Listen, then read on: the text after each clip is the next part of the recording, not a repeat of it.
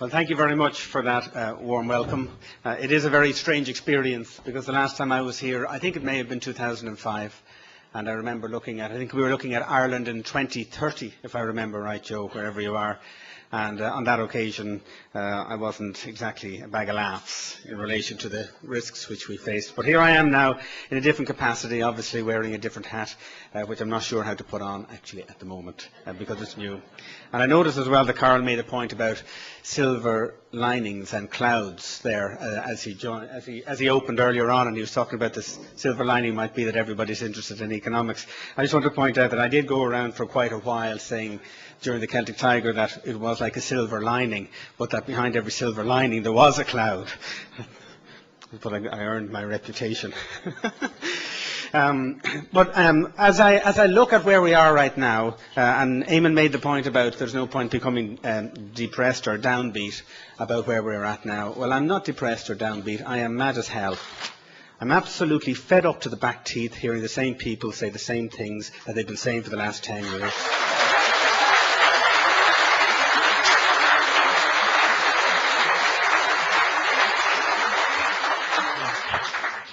We've been hearing it and waiting for them to do something for so long that I literally decided to get off where I was, my perch, and decide that I was going to get involved. That's why I'm here. If they hadn't made such a mess of it, I'd be very comfortably in RTE doing the job that I was doing for all those years. I don't forgive them. I think that the same people have made the same mess that got us into this, and they're trying to advise us in relation to get out of it. And I'm very suspicious about the quality of that advice.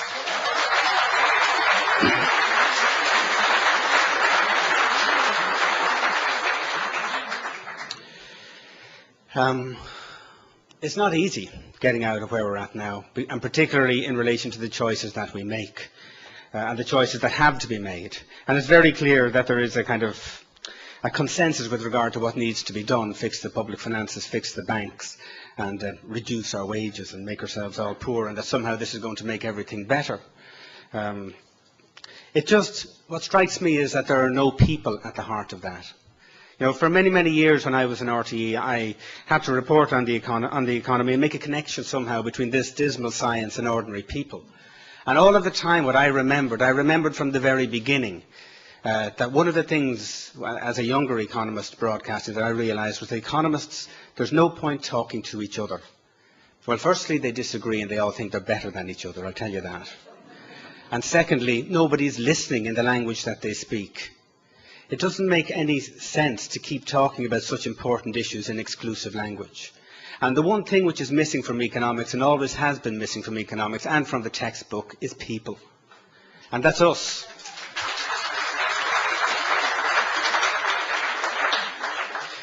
But as I see now, I mean, do I need to tell you where we are? We are in the grip of a huge economic and social challenge, thanks to mismanagement on a monumental scale. And we haven't faced anything like this in our history. Certainly since the Second World War, according to the IMF, no country has been struck like we've been struck in terms of the collapse in economic growth that we're facing. When you look at what the ESRI says, and only last week I think it was, they say that GNP, what we get to keep out of our economic activity per capita, is going to fall by 16% by 2010. So we're getting poorer, and we're going to be taking more and more cuts. In the first 6 months of this year, just to give you a potted history of it, 127,000 people were added to the dole queue. That's 1,000 people for every single working day on average this year. It's just a huge, huge figure. We have 420,000 people unemployed, although some purists will tell you when they're on the dole they're not unemployed. Well, that's just rubbish. They are unemployed. The growth in the numbers on the dole have been people seeking work and people who don't have anything to do, and we all know that. So we have 420,000 people, and it's going up like a rocket. In no time it will be very close to 500,000, 1,000 people per day. It is an absolute shock and a disgrace. It's affecting every single family, every single community, every single class of people. It's indiscriminate on this occasion, and it's the result of enormous failure. So 420,000 people, and we have 1.9 million people still in employment. I'm delighted to have such a high number in employment, but when you consider it's nearly, well, if you had, it's certainly more than one in five or 1 in 4 when you consider 1.9 million people with jobs, 420,000 people on the dole. The burden on people with jobs is enormous and is growing by the day. They're expected to pay taxes for absolutely everything. And it's like as if they're not entitled to any break whatsoever. The Quarterly National Household Survey, which measures employment, tells us that we are losing 30,000 jobs every month. And that was figures for the quarter ending in March. And you know where our public finances are, because we've heard all about it in recent weeks, in tatters. Because nobody has ever experienced such a rapid slump in taxation collected out of economic activity. At the start of 2007, when I was not involved, as you know, in anything related to politics, the Department of Finance gave a forecast. They said on the basis of the way the economy is going and on their expert prognosis that by 2009, this year, 2 years later, the Exchequer could comfortably expect to have 56,000 million euro to play with. 56 billion euro in taxes from the economic activity that we have. A very big sum, and it was on the basis of the 56 billion that all of the political parties, my own included, I can talk about it because I wasn't there, decided to draw up programmes and promise the electorate all sorts of goodies, massive and expensive ones, and they were egged on by the fact that 2010 and 2011 would have much more money. So 56,000 million. And they were huge promises. Well, it has turned out to be quite a disaster, as you all know.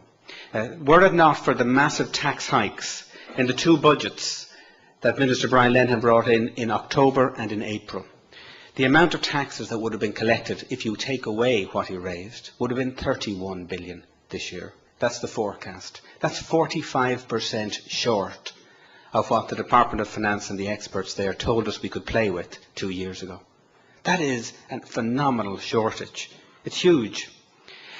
And the result, as you know, is 20 billion euro of borrowing and the need to do something about that.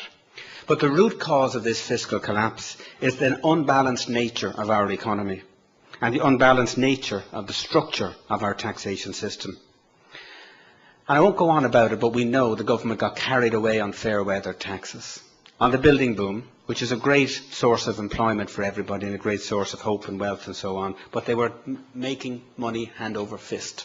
I remember on one occasion reporting for a report on RTE that for every single house sold in this country between new and second hand, on average, and I think this was around 2006 when I was doing this documentary, on average the government was getting 100,000 euro in taxes of one kind or another out of each particular house sale on average. They were lapping it up and egging it on, and they got used to that kind of fair weather tax. But the problem with it, because it was based on a building boom, everybody knows it can't go on forever. So everybody knows that those tax receipts are to some extent short-term in nature.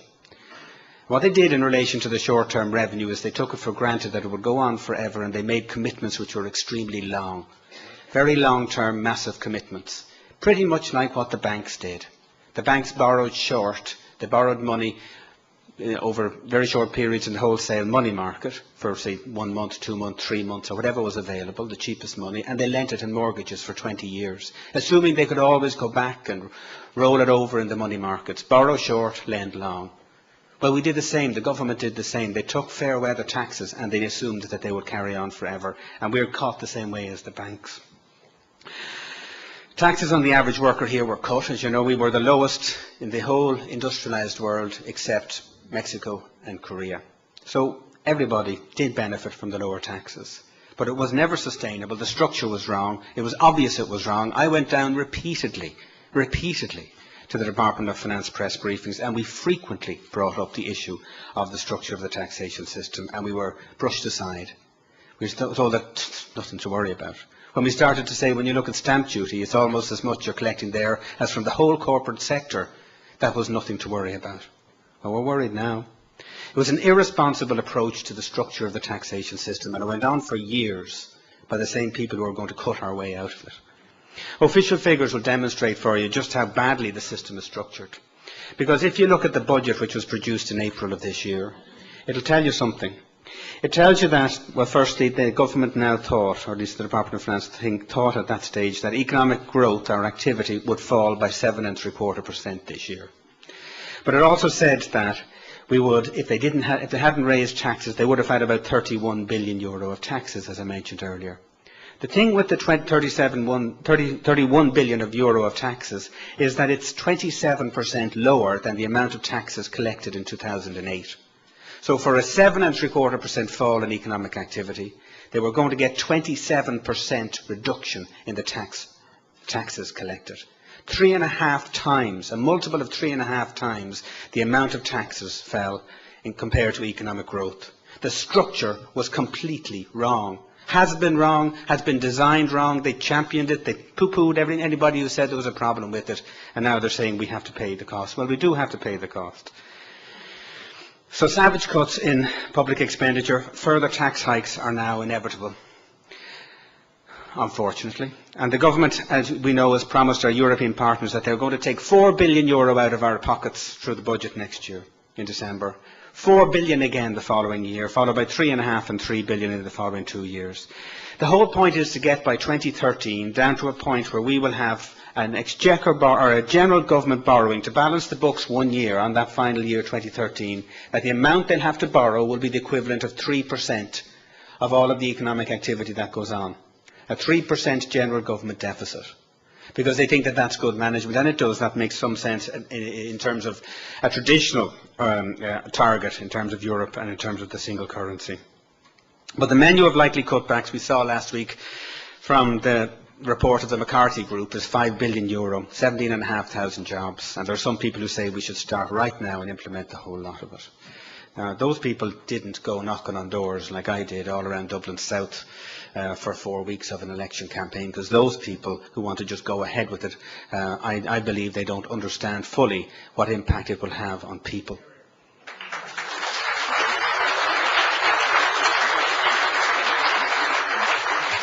I had people with tears in their eyes, people crying over special needs assistance. People crying left, right and centre in terms of trying to deal with people who have Alzheimer's and their difficulties in interacting with the services that were available. Right, yeah, I could go on and on. The amount of pain that these kind of cuts, even at the moment, have impacted on people is enormous. So the idea that we're going to do 5 billion euro and say, right, now we're fixed, I just don't think that it's going to be anywhere near as easy as that. It's people, ultimately. The economy is about people. I don't think the people are about the economy. What we're going through now is not a normal recession. Our banking system, as you know, has collapsed and the prosperity has been destroyed. Unemployment is where it is, and living standards are plummeting. I heard the Minister on Pat Kenny's radio station after the last budget say we have to accept lower living standards. He must have said it 7 times. I'm not accepting lower living standards. Sorry. It's just not acceptable. We need to do something to recover our living standards. I'm not willing to sit by and let people just say you've got to take cuts, cuts, cuts and get poorer, poorer, poorer. It's not on.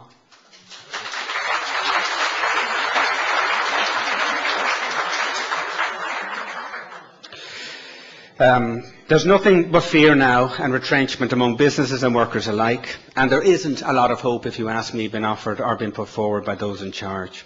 The fact the government feels that it's no choice now but to cut public spending so drastically and raise taxes as spectacularly as they appear to be prepared to do, just signals how badly they've got it wrong. This is the worst possible moment for that kind of action. And I'll give you an example. We all talk about the IMF report, the recent report on the Irish economy, and we had a special debate on the Dáil in it eventually, which was forced by both of the opposition parties and agreed to, in fairness, by the Minister here himself. And it was a worthwhile debate because the IMF is considered to be very important in terms of what it's going to say, and will afford it a lot of credibility. But this is what their staff note said on almost New Year's Eve, just gone past, about the most appropriate fiscal policies in the current environment.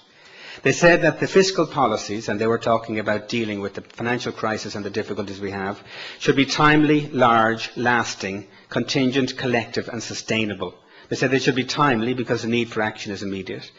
They said they should be large because current and expected decreases in private demand is exceptionally large. They said they should be lasting in terms of the amount of money they're putting into the economy because the downturn is going to last for some time. They said they should be diversified because of the unusual degree of uncertainty associated with any particular measure. And they said that they should be contingent because of the need to reduce the perceived probability of another Great Depression. and that would require commitments to do more. And they said, looking at the content of the fiscal package that would be appropriate in the current environment, they said that spending increases and targeted tax cuts and transfers are likely to have the highest multiplier effect.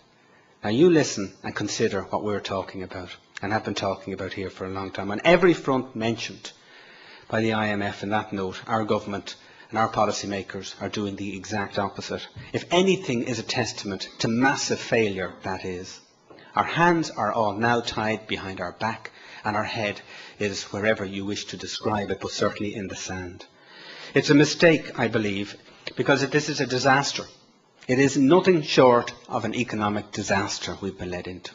It is a mistake, in my view, in these circumstances, to proceed to correct the sudden and catastrophic imbalance in our public finances at the pace that is now being planned.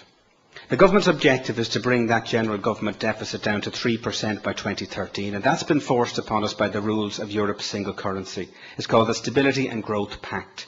Now, those rules are fine, and I understand them, and I thought they were a great idea under normal circumstances. We're using somebody else's money. We all have a joint money. We have to be careful how we use it. Make sure you don't go ruining your economy by borrowing too much. That's fair enough. But that's not where we're at. This isn't a normal circumstance. The blow to the Irish economy is much too severe.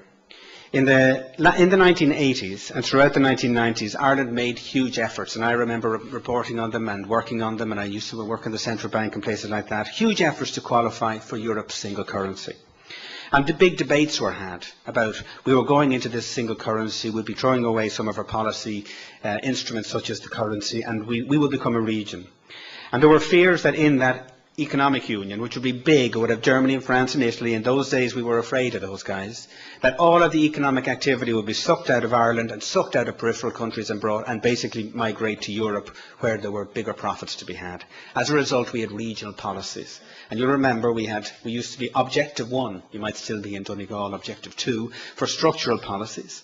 And we had cohesion funds, and we had all sorts of money coming from Europe to ensure that as a region Ireland was not left backward. It's not Europe's intention to turn Ireland into an economic backwater.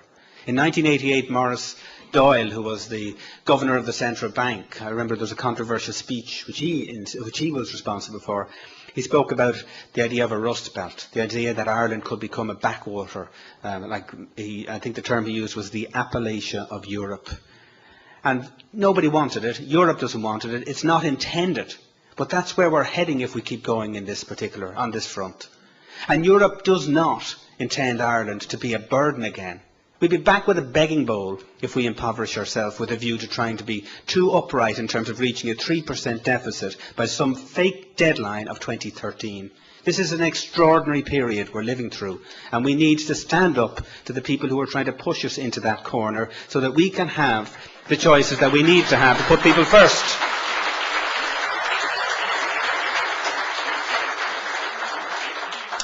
You see, 20 years on from Maurice Doyle's fear, there is really that fear that we could become this black spot. This is very depressing, what we're looking at. It could possibly become, if they get it wrong in terms of policy, if the banks don't respond in terms of lending, if all of the taxes are piled on our shoulders, if all of the services are cut, and there's no massive or quick economic recovery globally, which you cannot rule out, we cannot rule out it will take much longer for the global economy to pick up, well then we will be in serious trouble. And we can't afford, because one thing will feed off the other, we cannot afford to make that mistake. We have lived through periods of high emigration, and I have no intention of idly sitting by while we walk into another one. We must get economic growth back. I saw today, and I've listened and I've seen over the last couple of weeks, people speaking about our crisis in our public finances and how we have to cut everything right now because the revenue has fallen. Well, we really should focus a little bit more on trying to recover the economic growth so that the problem isn't all on the back of cuts and tax increases. To get more economic growth into the country, maybe we won't have to cut so much and maybe we'd have a little bit more time.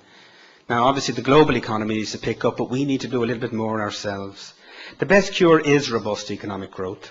And such economic growth, as you know, will mean more activity and more taxes for the government. It's impossible, in my view, to get out of this situation without a restoration of economic growth. And some of the international environment, well, all of the international environment is outside of our control. But the government's strategy is to do everything in its power to prepare for this supposed economic recovery internationally by slimming down the public sector, raising taxes on all and sundry, and ploughing billions of euro into our broken banks. There are a lot of risks in all of that. And I believe that it is expecting too much of already heavily indebted, highly taxed, insecure, fearful domestic taxpayers to fund all of that out of declining wages and fewer jobs. It is outrageous to suggest that it's all on our backs and that nobody is going to do anything inventive to promote economic growth. Unless the global economy experiences what now it'll have to be one of the fastest recoveries since Lazarus got out of his bed and walked, then the burden of fiscal adjustment on ordinary people that the government is planning to impose is just going to be too great. We need to make a stronger case at European levels for greater recognition of the real difficulties that we're in, and of the fact that the cure proposed by conventional economics runs a very, very significant risk of making our problems substantially worse.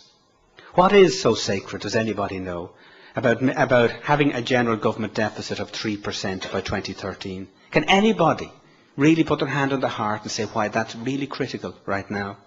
It's not, especially if achieving that target runs the risk of turning what is a very significant economic recession into a depression. It's true that one of the lessons of the 1980s was that running large fiscal deficits and losing control of our public finances did ruin the economy.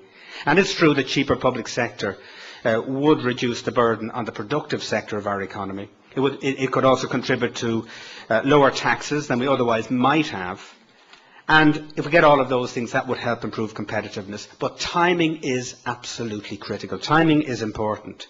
If we try and do it all too aggressively, and if the global economy does not recover as people would wish in their dreams, well, then the social and political costs could be extremely high. And in that regard, trying to adjust our public finances too aggressively without at the same time working hard to find ways to promote economic growth here, in my view, could end up being socially and in other ways disastrous.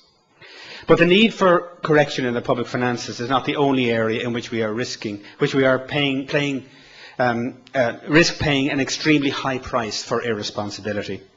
A rush to bail out the banks and to save each and every one of them at great expense to enormous taxpayers is, in my view, extremely risky. Ireland is now, believe it or not, a regional economy. That's what we are. We're an area in an economic and monetary union. We don't have our own money, we don't have our own currency, we don't have our own interest rate. Our central bank takes its cue from Europe. Our regulator is fitting in with the regulations in Europe. We don't have any independence. We're a region, and that's it.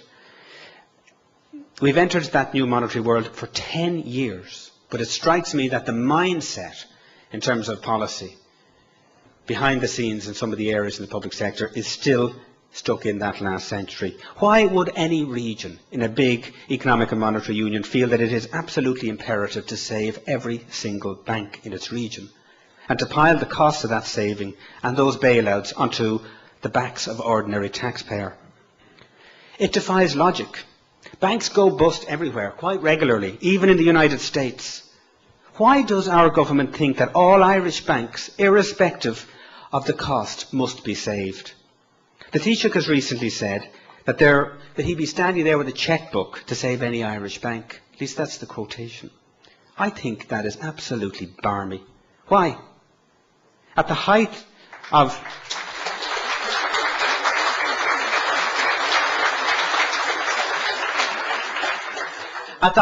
the mad spending spree and the lending spree, do you know that Irish banks were borrowing the equivalent of 45% of our GDP on international money markets and lending it on to property developers and investors and anybody else here?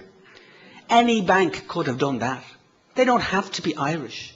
Why are we fixated with the idea that some of these banks who behave so irresponsibly should be put on our shoulders to pay with our taxes at the worst possible time? We need to be much more careful about the bills that we're paying.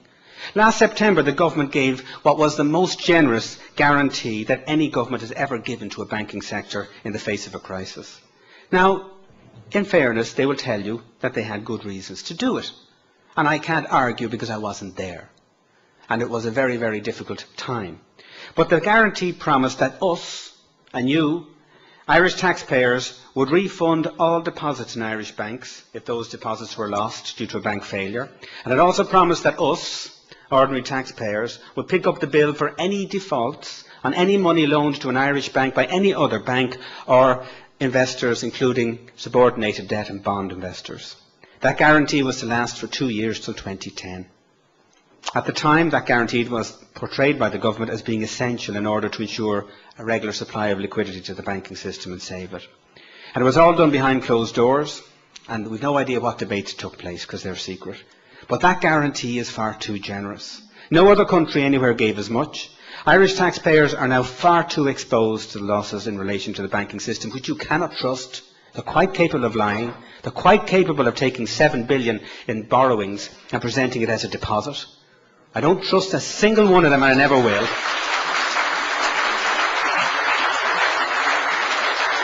Almost there. But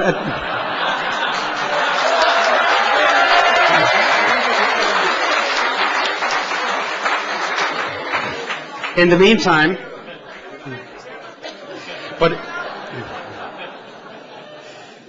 so no other country has been as generous, and it's all us. And in the meantime, €7 billion of our money has been piled into the banking system with precious little new lending to show for it. There's a widespread view among the public that when it comes to banking, and I think the public is right, that we are paying far too much for far too little. And all of this is before we learn how much this proposed National Asset Management Agency is going to pay the banks for their damaged assets. We are so exposed. There is no sane reason, in my view, why Irish taxpayers should continue protecting investors, particularly subordinated debt investors who bought bonds issued by Irish banks.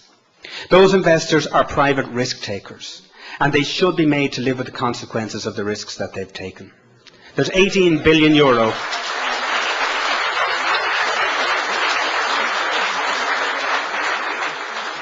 There's €18 billion of subordinated debt, and at least half of it is guaranteed by us for no reason other than the fact that we don't know why the government gave that guarantee. Well, we have a guarantee in place for 2 years. In September next year, that guarantee is up for renewal. We had legislation in the Dáil which enables the Minister to just sign a piece of paper and renew the guarantee.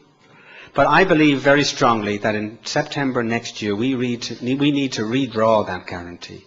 We have to walk away from those subordinated debt holders, leave them on their own.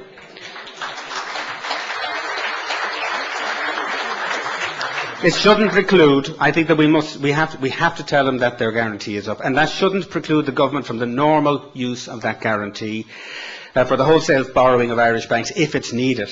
But it would help to send a message to the international financial markets that the government is reducing this massive debt exposure that it has placed on our backs in a rational way, and it's not lumbering us and ordinary taxpayers with debts and obligations that they should have no liability for. We have lived through a period of enormous irresponsibility, absolutely catastrophic irresponsibility. Irresponsibility in the way the government managed the economy, in the way the banks behaved, in the way developers and associated professions also engaged with the opportunities that were there. We've had irresponsibility also, we'll have to accept, in the personal sector because many people took on far too great big debts. But this irresponsibility is just crucified the economy because of where we're at. And it has resulted now, particularly at policy level and at government level and at banking level, in that a situation where trust has been shattered. Well, the restoration of trust is absolutely essential to the restoration of our prosperity. There can be no demonstration of how important trust is than when you just consider what happened when trust broke down between the banks.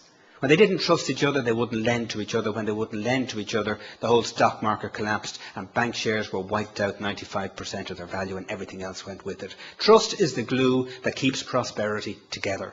It's absolutely critical in terms of everything in our society and in our economy, and it has been damaged by the fact that we have wandered aimlessly in all those years of irresponsibility. So it seems to me unlikely that our economy can be restored to full health without the restoration of that trust. And that is an enormous challenge, because when trust is broken, you know yourself, with a friend, a relationship or anything else, it is extremely difficult to actually repair it. So we have to work hard at that. What Ireland needs, in my view, is a new era of responsibility. That's what we need to usher in, where government takes responsibility and it stands up for you, for ordinary people. That's, again, the face of powerful vested interest, whether those vested interests are banks or social partners or Europe. We need an era where banks are held to account for the massive public rescue effort that they've been gifted with, and they're forced to play a far more active part in restoring credit flows throughout the economy. We need an era where the fiscal burden of adjustment placed on ordinary workers and ordinary taxpayers and ordinary people takes into account the responsibility to ensure that those very people are not broken by the weight of that burden and the unacceptable pace of adjustment. We need to usher in this new era. And in my view, what has happened in the political area is that leaders have failed. They've failed because they're supposed to take responsibility for their mistakes. If you fail to take responsibility, then you've got to recognise that you lose people's trust. And when you lose people's trust, you can't govern. You can't lead. And the one thing this country needs right now, in my view, is leadership. Thank you.